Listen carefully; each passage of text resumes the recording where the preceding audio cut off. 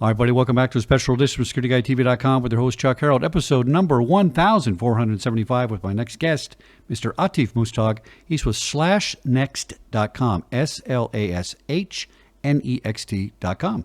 Atif, welcome to the show. Thanks, Jack. Thanks for having me.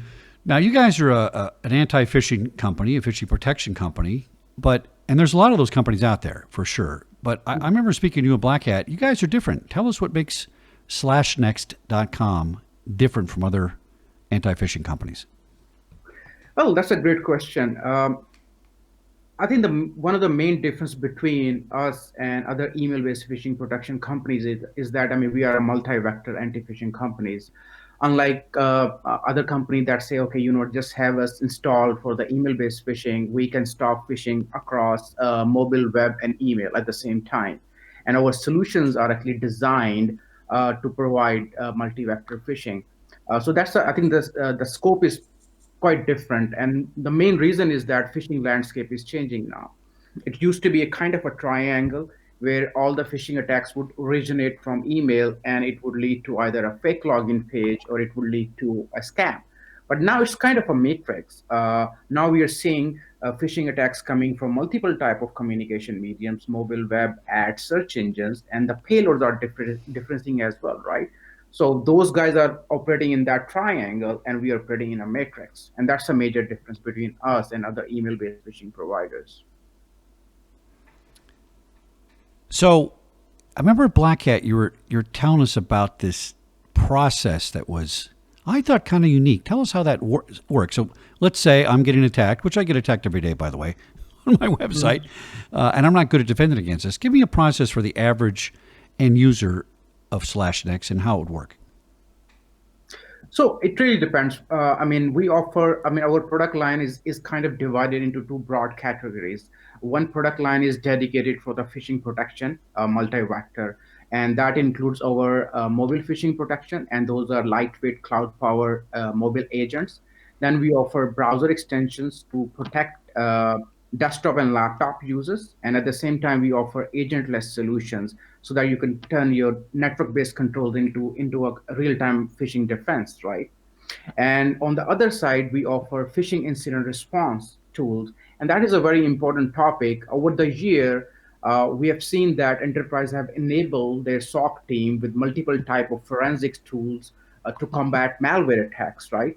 But unfortunately, when it comes to the purpose-built incident response tool to combat spear phishing attacks, phishing outbreaks, there's nothing really there.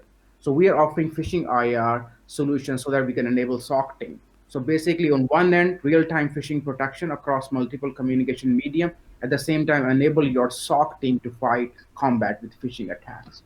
Now, an average experience on our endpoint side is the full-blown blocking.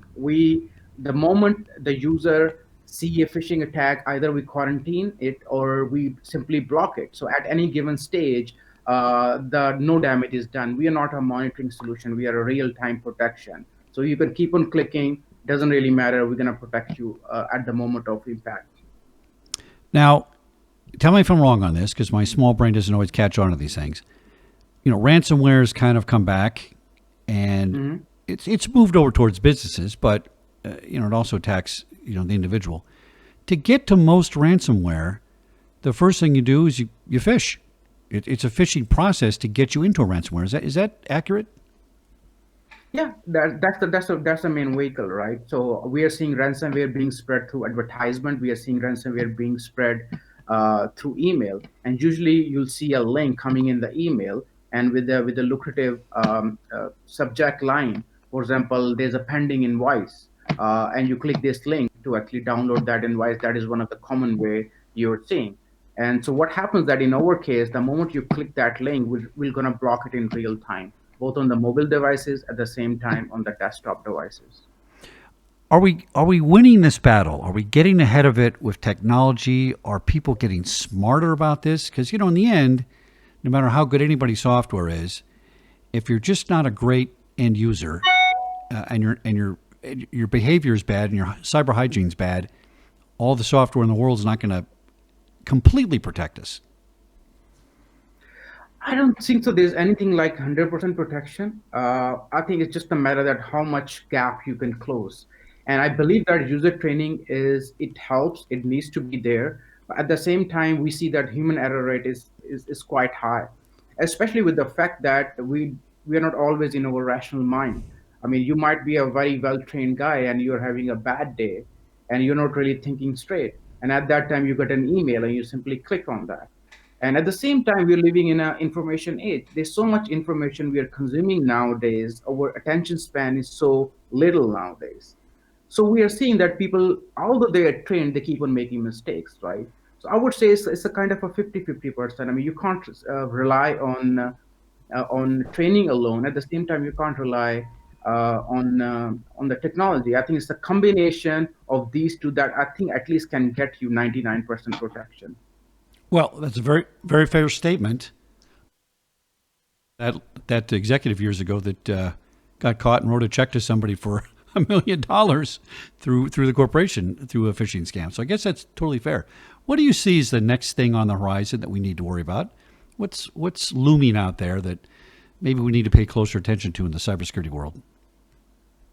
I think one of the thing I'm seeing is that although the email-based phishing is the prime attack vector, I'm seeing a huge influx into other type of mobile phishing, and especially on the SMS side. I mean, I got personally got around 3 SMS fish in the last 1 month or so, right? And never, it used to about 2 years ago. I never used to get these phishing SMS, and we are seeing the CEO's comms. One of my actually employees got a SMS from my side. I mean, it's a fake SMS, and they were asking to transfer money, right? And it's happening to me and my company, right? So you can't really deny that, and people are not really paying a lot of attention on the mobile side. I think mobile side is something that we really need to focus on. People are not usually trained on finding or spotting a mobile-based phishing attack. Even their phishing training is more focused on the email side.